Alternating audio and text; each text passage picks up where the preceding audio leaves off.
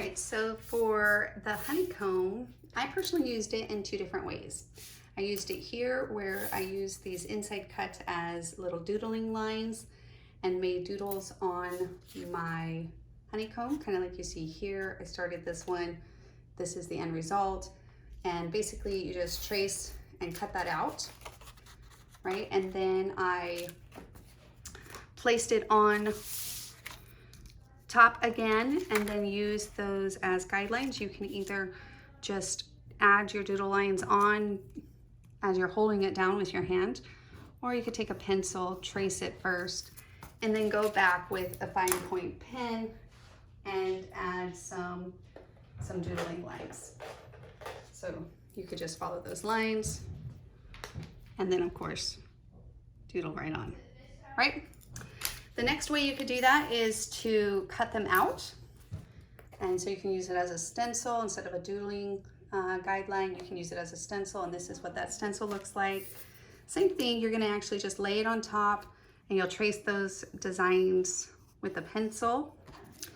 Then to cut it out, you can use an X-Acto knife if you like. I'm very comfortable with scissors, so I prefer just to kind of grab my scissors. They're in hand reach usually. I don't have to go look for an X-Acto knife. I cut basically, you can star, an X. That just loosens those edges and allows you to get your scissors inside.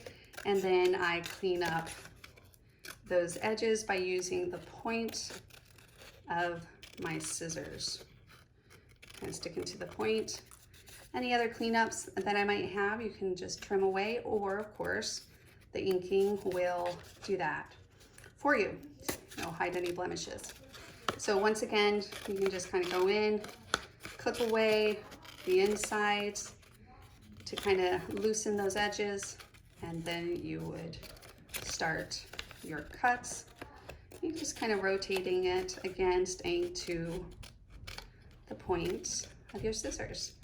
It's such a fun design and adds a lot of fun texture to your page, as well as kind of that pop of color, you know, something to kind of cluster behind. I loved how fun it was to kind of bring to the back and the front of the placemat, or just placing behind your photos, again, for that pop of color.